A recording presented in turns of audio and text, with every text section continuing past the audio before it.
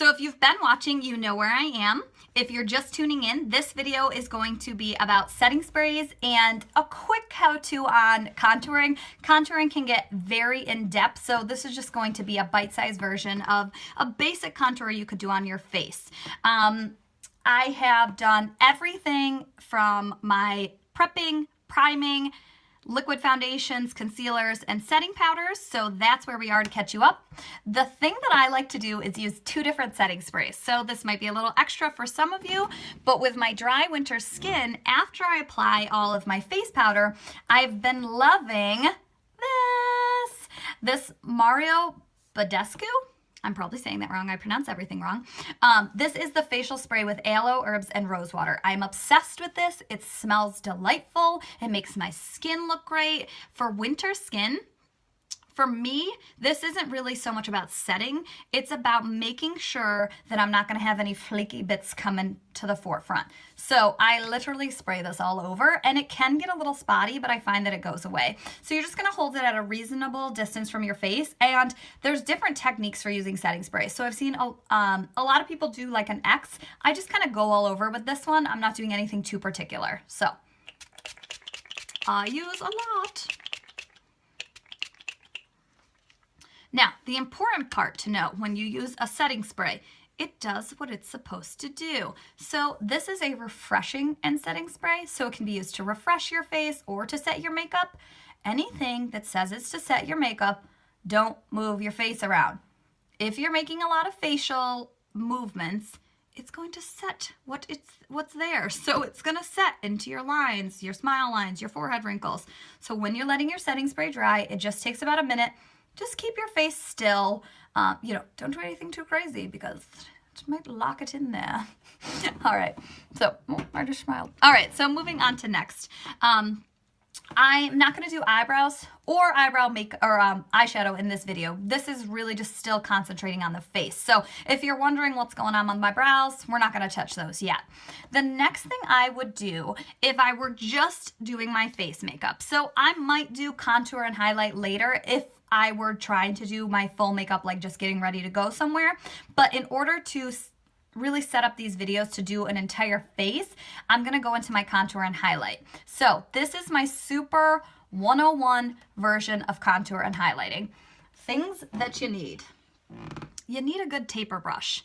There is a million different ways to do contour and highlight. This, again, I'm going to say it one more time. This is just basic, okay? This is like, you don't know how to contour, this is some place to start. So I have, or can do additional videos if you want to see a little bit more about different brushes and techniques for contouring. But this is just meant to be for the girl who's never contoured. You better get on it. I'm obsessed with it. I started contouring and I swear people were like, you lost weight. And I'm like, no, I didn't. I just contoured my fat face. So, my favorite palette ever, if you're looking for a kind of a one does it, is the Jaclyn Hill by Jaclyn Hill for Becca highlighter palette. This is like the Champagne Pop collection. It has bronzers, blushes, and highlighters. So this was really great for me when I was just getting into contouring and highlighting, like the whole thing. It really was something I could reach for and hit everything. Now I've been contouring and highlighting more. I've started to use different products. Contour powder, you really have to find one that works great for your skin tone. It shouldn't really be something with a shimmer per se.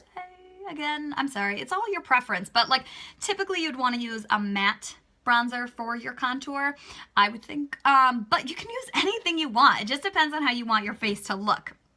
So I've started playing around with a lot of different products, but in order for this to really be a 101 video, I'm going to do the products that I started with and show you guys what I was doing. So this bronzer that's in here does have a light sparkle to it, but it's nothing crazy. So I'm just saying, like, those bronzers that are like glitter? Probably not. Probably not. Let's do that. But again, your choice. All right. So got this angled kabuki brush.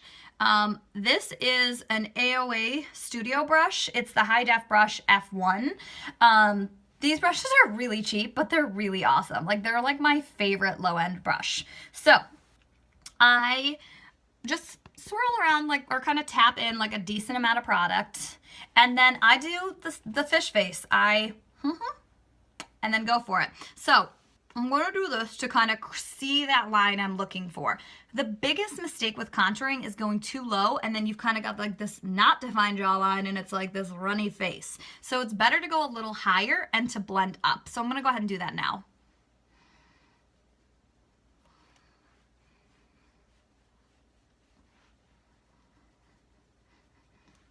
So you can see I have a ton of product on my face. What is going to happen with this is I'm going to blend it out and use it in different areas. So again, up to you, but I would say this is too dark to leave. But what I'm going to start to do is contour in the rest of my face, and I'll pick back up some of that powder. So for me, I have a huge forehead.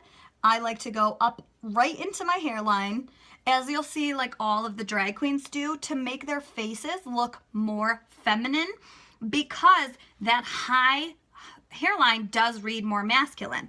So we're just going to blend right up into the hairline and then just bring it on down. So again, when I was talking in an earlier video about how I kind of had like powder and stuff in my hair, this is that moment that's really going to blend that all out, and you won't have to worry about it. The color looks a lot more drastic in the video than it does in real life. So that's one thing I will say, is that with my bright LED lights and my vanity, it's gonna look more shocking than it does in real life, and that's all right. But you've got to do your sunlight check. So before you go anywhere, you know, kind of get in some different lights, maybe take a picture and make sure that it doesn't look crazy. Or the opposite, I've toned it down too much in front of my vanity because it looked crazy, and then out, I was like, wait, girl, this isn't enough makeup. So anyway, we're gonna just keep blending this in, blend into your hairline, down to here. It's just creating that like rounded, more defined face. Also, you want to go in under your chin to help that. That instantly is going to slim your face and create a longer neckline for you. You want to blend straight down in the front to make sure that we keep matching our face with our neck. Another thing is, I like to contour my nose a little bit. Now, I don't do the full contour on the top. I have a pretty petite shaped nose that I feel like fits my face pretty reasonably, so I don't worry about contouring my nose too much. Same brush, same amount of bronzer. I literally just do the sides of my nose. So now that I've taken a lot of this powder off, I'm going to go back in and just lighten it up more. So still, again, kind of buffing it back and up. We're never gonna go down into that line.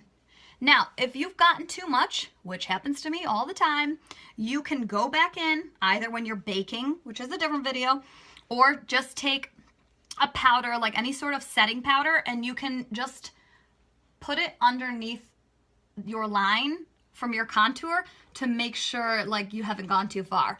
Again, in this video, I'm like, oh girl, like when I look here, I'm like, this is too much. But then I look here and I'm like, this is probably good. So I'm gonna let it roll. With a big forehead, you can kind of blend down into the center so that that creates that smaller forehead. If you don't have a large forehead, that's something you probably don't have to worry about. So we're just gonna make sure we're all blended in. You can also kind of like wipe this brush onto a paper towel, or if you have a color changing pad, if you're like, oh God, I still have too much product. So that's for the contour portion. The next thing I'm going to do is my blush. Now again, I am a girl who loves her blush. You may not want as much blush as me, but I like it. So I'm going to use a Morphe brush. I've had this brush for a while. It's a tried and true. I love this blush brush. However, if you're a girl on a budget, one of these AOA brushes, they make a nice blush brush as well. I mean, Morphe brushes are very affordable. Let's not get it twisted, but I mean, this is maybe like 10, 12 bucks, and this is like $2. So, this is the Morphe G8. So again, using the same palette that I was using before that has all of my products for my contour, blush, and highlight, I'm going to pick up a little of both color. So I've got the two shades. This is a shimmering pink and this is a darker color. I'm going to lightly tap the dark and then the light, and then honestly all I'm doing is going kind of on top of that contour. Oh, that's a lot. I picked up a lot of product, so hold on. Wipe that off. but I don't do that whole like cheek thing, like smile. I just lay it above my contour into my cheeks. I have way too much product, like even for me. So, I mean, shit happens. Excuse my French. At this point, I will probably pick up my beauty blender and try to take some of that back up. Ugh, I forget, I haven't used these blushes in a long time, and I forget how pigmented they are, girl. Okay, so again, hey, mistakes happen, right? We're gonna work with them. So this is probably the amount of blush that I would like. Again, in this video, it looks like so extreme, but in real life, it's not gonna look like that. But anyway, I don't smile, I don't do anything. I literally just follow my contour line up my face. If you feel like you've done too much, you can go back to your beauty blender, kind of tap that in. And you could also go back to your big fluffy brush and do some of this. So there's a lot of things to be done. I just feel like a blush really kind of gives you that youthful glow. So something we start worrying about when we're not 19 is having a youthful look, right? Like we're tired, we're working, our face is changing, our skin is changing. I don't want to look like I'm 18, but at the same time, I'm 31. I don't want to look like I'm 54. If I do the blush not centered here like a doll, but working into that contour, it's just going to give me that bright, like, I've been at the beach all day, I'm so young and fun. Okay, I'm being really extra right now. That concludes the blush portion. So just remember, if you're using this palette, that blush is very pigmented. I've been using the Marc Jacobs Air Blush, which I love. I'll show you, it's so beautiful. This is what I've been using. But it's pigmented nicely, but not so extreme, so keep in mind. All right, now into highlight. So for highlighting, there is some major areas we want to highlight. I mean, I want to throw glitter on my face. I want it everywhere. But the real point of this is to continue defining those areas on your face to slim and to really bring out your cheekbones and to kind of diminish the roundness of our face that we may not love. With highlighting, as you know, if you watch the other videos, I originally laid down a liquid highlighter under all of this.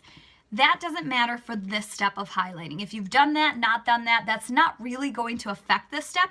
It's just, for me, going to bring it out a little more. So we're going to highlight on the top of our cheekbones, on the bridge of our nose, and our Cupid's bow. In our Cupid's bow, this is not something you have to do. This is just something I have figured out that I love doing. So I have this little Cover FX highlighter stick, and it is in the color Bubbly, if I could speak. And it's just like almost like a little lipstick. And I literally just take it and run it down the center of my Cupid's bow and kind of out onto the top.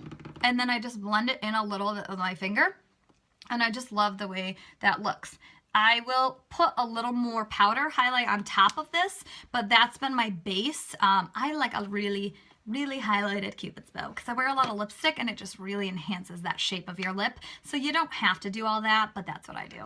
For a highlighter brush, there is many types of brushes you can use. So a lot of people you'll see use a fan brush. This is a really big fan brush. I use this actually for a lot of my contouring now. Like I said, this Luxie brush, like really fluffy brushes are good, but I like to pack on the highlighter. So the brush I've been using is this Cala brush. Cala? I don't know, again, I never say these right, but it's pretty dense, and I really like it because it picks up a lot of highlighter, and I'm a girl who likes her glow. So we're going to mix the two colors that are in the Becca for, the Jaclyn Hill for Becca palette. The two colors of highlighter, I believe, are both sold. Well, I know Champagne Pop is sold exclusively, and then Prosecco Pop, I think they made it be sold individually as well. So you don't have to buy this palette, but these two highlighters are beautiful. One is a little bit more golden, and then one is a little bit more of a rose gold.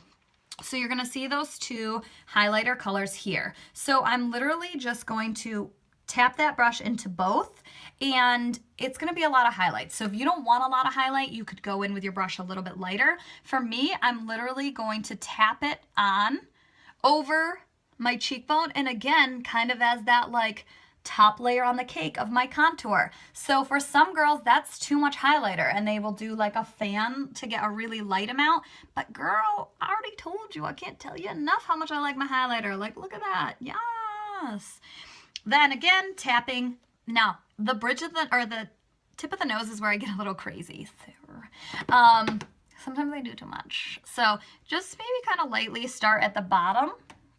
And that way, if you want more, you can add more. But once you've put highlighter on, I will say that's kind of the one thing. You're not going to really get rid of it too much. I like the way that looks. If it was a little too much, you could, again, just use your powder brush, but it's not really going to go away. So start light with your highlighter if you're unsure. Then I'm going to go over my Cupid's bow, where I use that Cover FX highlighter, and you can really see that bring out the top of my lip.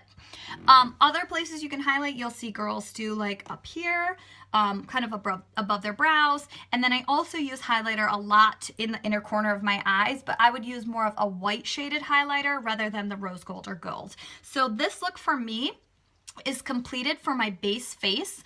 And now I'm just going to set it with a setting spray.